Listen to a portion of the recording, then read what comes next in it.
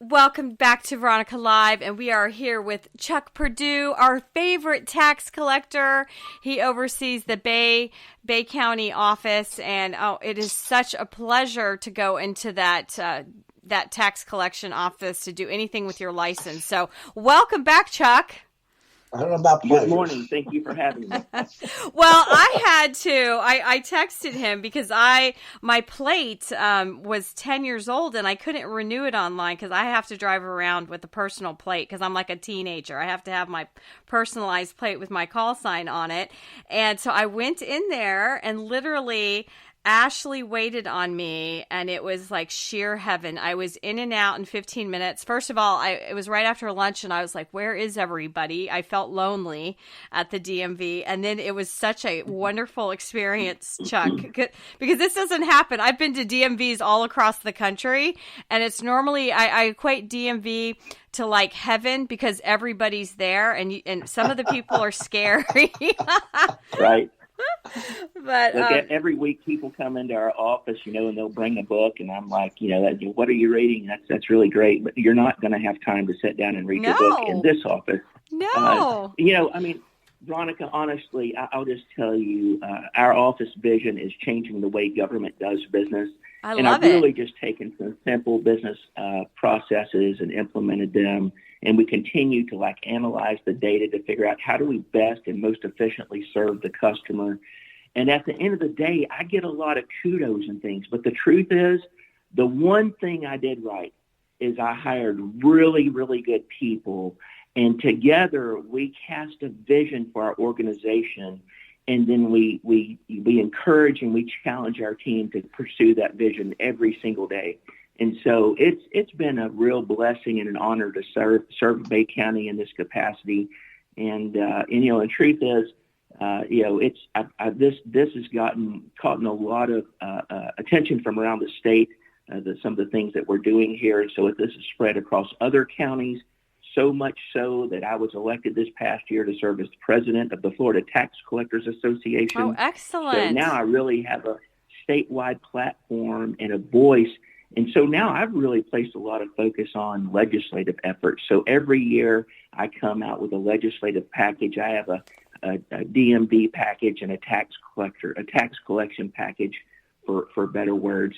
But in those packages, there's 20 to 30 things that it's good government efficiencies and it's reduced costs for consumers. And, and I have a heart for our veterans. So I always, every chance I get, I do things to reduce fees for our veterans and to help them with their transactions and make it a little easier for them. Along with our current serving military members, we've got people from Bay County serving in all branches of the military all over the world, and they've got to be able to find good common sense solutions to get their vehicles titled, their tags renewed, their driver's license renewed, without packing up and taking leave to come back to Bay County to do it. So, you talk about you were lonely in the DMV because no one was there. You haven't seen that before. Well, a lot of that is just pushing more and more services online. So we've really taken a hard look at our Google Analytics, and we look at the pages and the hits that we get every month. Our website gets about 2 million hits a month, and we've really analyzed what those people are looking for. And we're currently redoing our website. We should roll it out, the new one out in the next several months, to really just make it more convenient and more efficient. Because the truth is, if you want less people in the office, then you got to drive more business online. And we've done that in my 8 years. I think my first year in 2017, we did about $50,000 or $60,000 in online revenues. Last year, we did $298 million in online revenue. Oh my gosh! That's why the office is That's empty. Amazing. Chuck, because I remember, because I've lived here twice. I've been here now 10 years, and then we were stationed here before at Tyndall, and it was just so archaic. And I just feel like it's so modern because you can make an appointment to go online, and then you have that kiosk at the Publix here on 23rd Street. So tell people what they can do with that kiosk. Yeah, so that kiosk, I tell you, I've mailed out, and done as much advertising and marketing as I can for the kiosk. And every tag renewal, we send out a little blurb about the kiosk. But anytime Publix is open on 23rd Street, you can walk in there and in 2 minutes you can get your tag renewed. It prints it out right on the spot, gives you your sticker so you can put it on your car. And, so we're looking at ways now to expand that kiosk program. I want to get it in more Publix grocery stores in the area, but I also want to provide more services, right? So maybe toll clearances, tax payments, some of the more simplified products that we have. It'd be good to have those available, in non-government offices so people can get them during the normal course of their life. Well, I didn't know that you were the president for all of Florida, so I'm super excited because, you can clean up Florida and then you can clean up the rest of the country, Chuck. I've got a big vision for you now. And then just looking at your social media, when it came to property tax, I didn't realize that, because people today, John and I talk about it, our economy's rough and they're having a hard time paying their bills. But you all, is that a new thing to be able to do installments of your property tax? Because we always just pay it. But I was thinking about, how the working people today, it's hard to pay these bills sometimes. Is that a new thing, or has that always been around? No, it's something that the legislature enacted several years ago. It just hasn't been widely advertised or used. But when I took over in Bay County, we had, I don't even remember the number of delinquent accounts, but it was an overwhelming number. So I worked really hard to get that, people brought into compliance. And I honestly, I don't believe it's the government's role to, tax and fine people and charge interest and late fees and all these things. So there's a lot of things statutorily that I just took privileges with to bring people in compliance. I would negotiate the outstanding interest that they owed and additional fines, because at the end of the day, what I wanted people to do was just get current on their taxes. Now let's help them find a way to stay current, right? A big piece of that is making sure that the local county and the local municipalities don't increase the tax rate. It's also, working with the property appraisers to make sure that the local values are managed in a way not to cause people an undue tax burden. So it's a balancing act. I came from corporate America, so I never really cared for government or taxes or politics. So I really try to err on the side of the taxpayer, because I am one, and I believe as much money as we pay in taxes, that government should serve us well. But also, I don't think government should get a windfall, right? I believe we got to be good steward of the taxpayers' dollars. So the installment payments is part of that, and it's based on the prior year's taxes. And then when the property appraiser sets the values and the different taxing authorities, they determine the millage rate. Then we true it up at the end. And so there are about 150,000 parcels in Bay County. Typically, I see about 17,000 parcels go delinquent and unpaid on March 31. And then on June 1, when we do the tax certificate sale, we have about 5,000 to 6,000 certificates that we sell. And we work really hard to get as many of those people in compliance as possible before they encounter any future problems. So Chuck, I'm just curious, what drives you?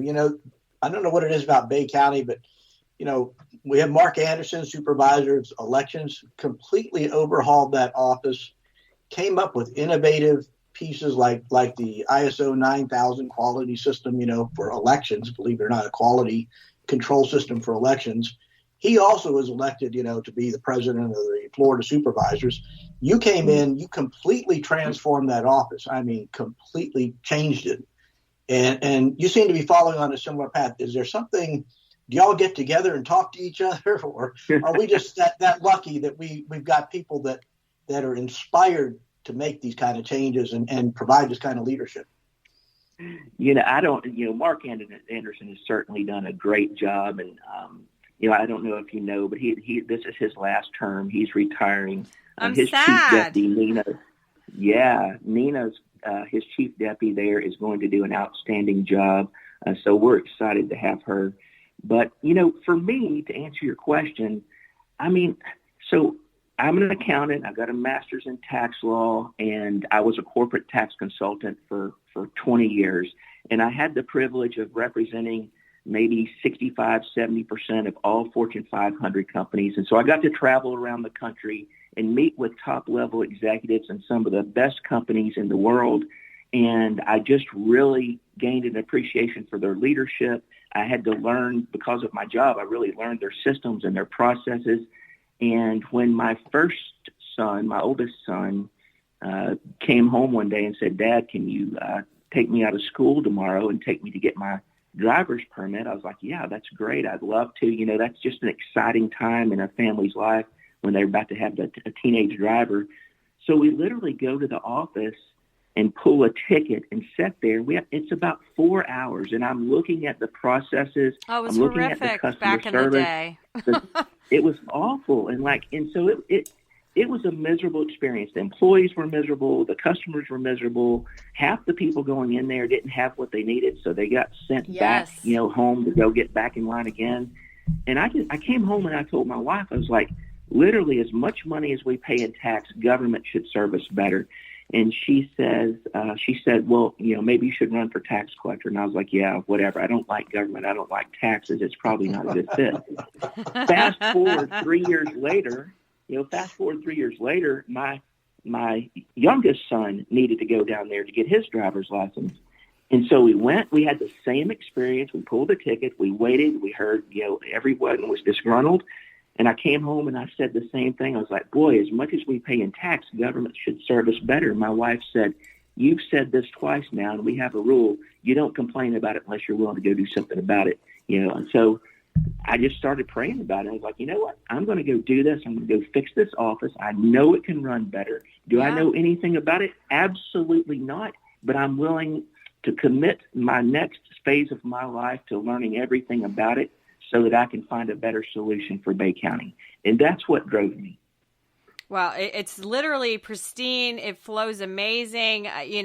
So Chuck, you've cleaned it up. I need you to run for something else. I've decided. So let's start a rumor here. CFO Petronas is going to be termed out. So I'd happily take you there, So. Sure.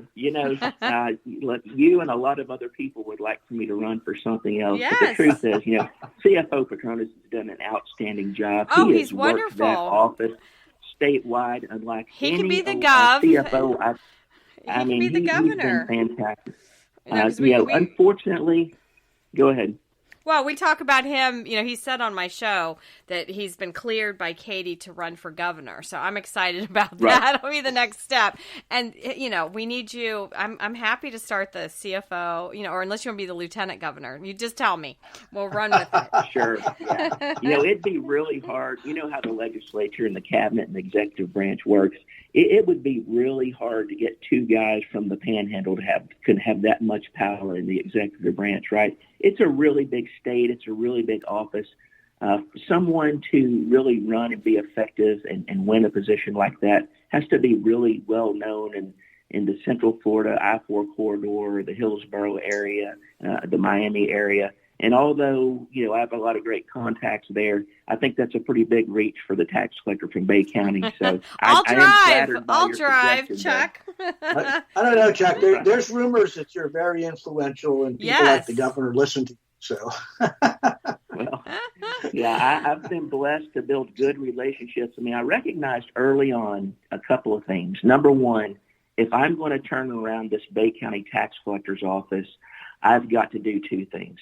One, I've got to build really good relationships with other elected officials, with the executive branch, the legislature, local elected officials, with vendors who serve government and the tax collector industry. And then number two, I've got to paint a vision for the office that people buy into and want to be a part of, because you can't turn around something that big very quickly unless you have a lot of people, with oars in the water rowing in the same direction. So I have been blessed to build some good relationships. And again, it's just been an honor and a blessing.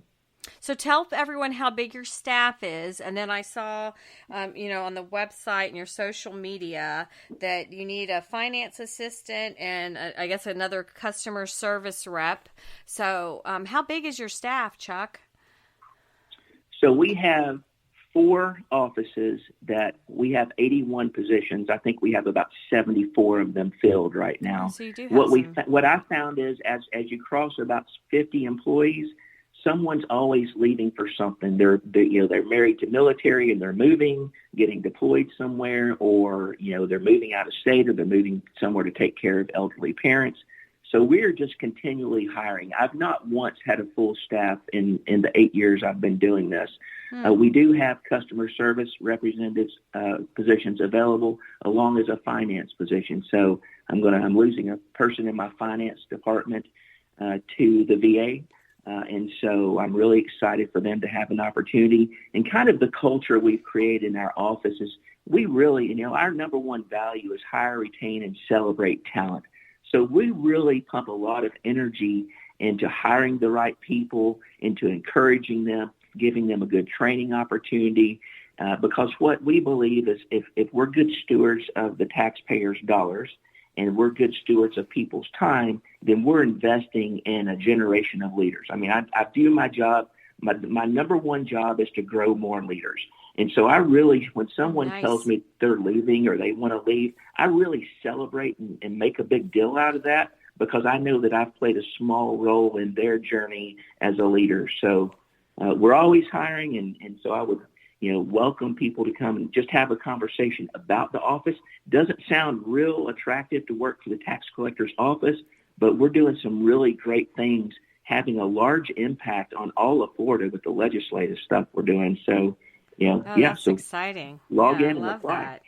And the other thing, Chuck, is the people at your office are always so pleasant. I mean, I was in there last week to get some tags renewed. I didn't have the paperwork with me, and it was like, no problem. I've got the insurance card with the VIN, and they took care of it. But everybody, from the minute you walk in that door, the lady that sits there, the information desk, right on the spot. Mm-hmm. I'll take care of you. I've got you.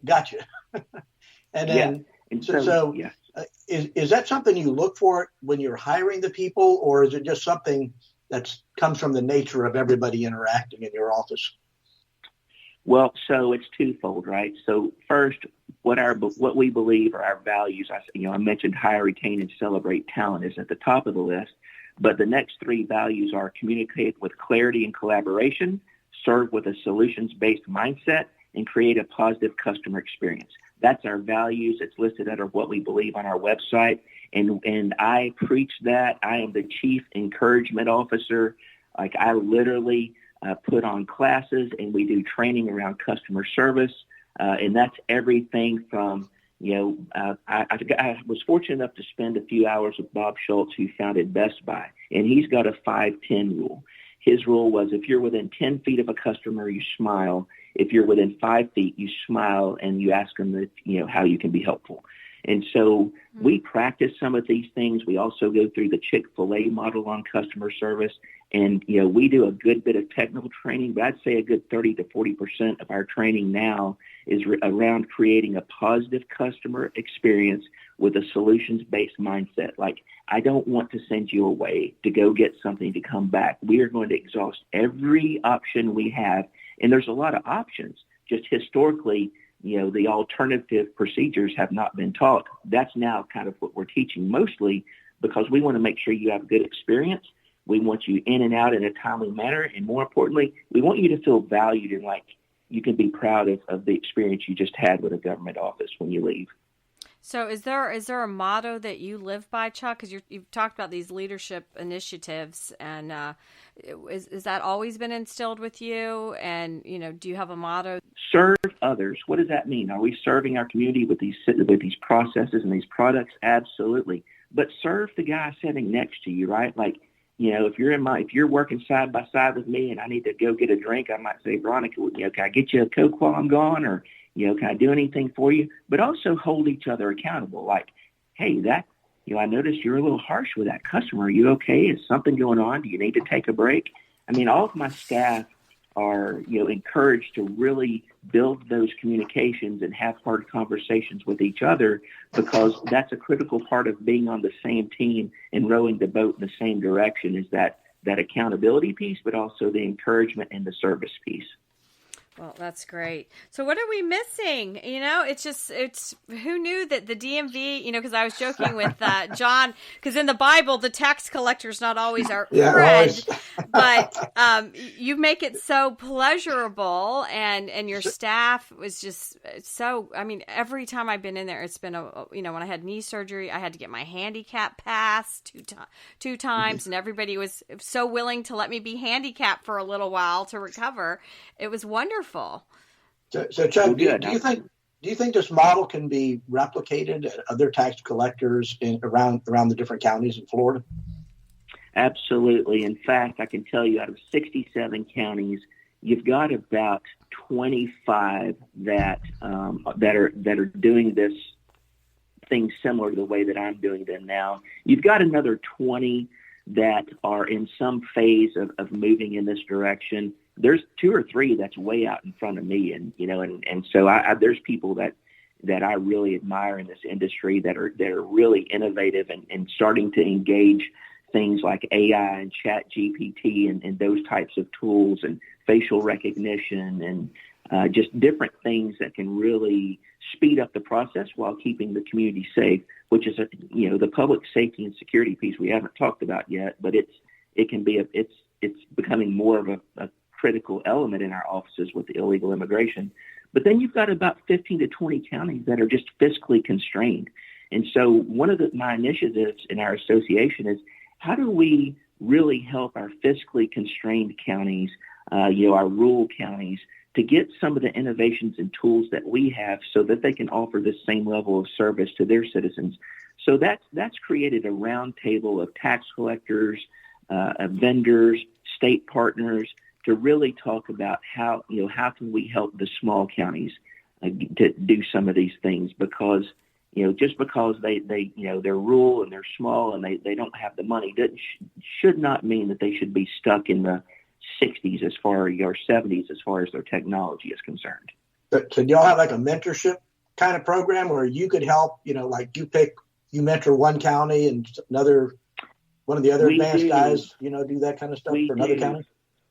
Absolutely. So we'll have that a week-long class in January. This year in Florida, out of 67 tax collectors, we're going to have 17 new tax collectors, because there's 15 that are retiring, and Miami-Dade and Broward counties are going to elect their first tax collector since the 1950s due to Amendment 10. Oh my gosh. Yeah, right. Oh. And I've been working with their staff on, just on the transition from DMV to tax collector in those counties. And it's a massive undertaking. But to answer your question, yes. So, for example, there's going to be a new tax collector in Gulf County and Franklin County. I will probably mentor them. I will send staff to their offices to help guide them and get them up to speed on just basically the operations of the office, but also just to build a relationship to let them know if things go terribly wrong, we're here and we're going to support you and we're going to help you. So absolutely, the mentorship program is going to be critical with so many tax collectors that are going to be new this election cycle, and it's going to be a lot of fun. It's all no one really knows what they're jumping into. So who actually pays for your equipment and the kiosk? Do you have to pay for that out of your budget, like the money that's coming in, or does Florida pay for that, the state? How does that work to get modernized? So basically, there's 2 types of tax collector offices in Florida. There's a fee-based and a budget-based. A budget-based are those fiscally constrained that get their budgets through the Board of County Commission. The fee-based offices are like Bay County, meaning we produce enough fees and commissions off the services that we provide, that statutory fees and commissions, that we have enough money to run our offices. So we just have to really be careful in the planning of that outlay of capital. And for me personally, I've got to know what the return on the investment is. Like, if you're telling me that I'm going to invest $250,000 in technology, well, I need to be able to dial that down and understand, okay, well, it's going to shave 12 minutes off our wait time, or it's going to reduce fees to the customer by, $3 per person. I've got to be able to equate it to like a real world business number to know that it's worth doing. So there's a combination of things. So most of that is funded out of my budget as far as my innovation improvement. The Department of Highway Safety and Motor Vehicles, they do a refresh on all of our equipment, our computers, our monitors, our scanners, our printers, our driver's license cameras. They do that refresh about every 3 years. They also cover a lot of the cost of the maintenance and upkeep of that equipment. So it's a collaborative effort between the fees and commissions I earn, the vendors that we engage, and the state partners that we serve. Got it. Well, did we miss anything? I'm just like, I feel like we've gone around and around. I do want to point to people on your social media, on your Facebook. It was a really nice video you were talking about when your kids got their license, on what you need to bring and stuff. I thought that was great. Very innovative to watch that video. And then I wanted to go ahead. Well, I was just going to say, when we roll out our new website, we're going to have more of those short video clips on how to interact with the office and to be prepared when you come. So I'm excited about our new website. Well, and I wanted to thank you because, I get hired occasionally to be a consultant, and I put on that event with the billionaire who spent $50 million in Bay County, and you graciously came to my event as a VIP, and the billionaire was just so impressed with everyone in Bay County, and so I was hoping that he comes and spends more money here in Bay County because they said he was still interested, Chuck. So I was doing my part to make sure you have money in your coffers. You do a great job hosting these events, and it's always a pleasure to come. And when your billionaire friend was here, I thanked him for his future business, and so it's a win-win. Yeah. Well, it's been a pleasure having you on, and we direct everybody to the Bay County Tax Collector. It's baytaxcollector.com, and if you need a license or just go on in there, everyone's great. Do you have any final comments, Chuck? I don't think so. I just really appreciate your time. Let your listeners know that, come put in an application, come talk to me. I think you'd find it a great place to work. Yeah, sounds great. Well, we've been talking with Chuck Perdue from the Bay Tax Collector Office, and it's been a pleasure having you on. We'll be right back on Veronica Live.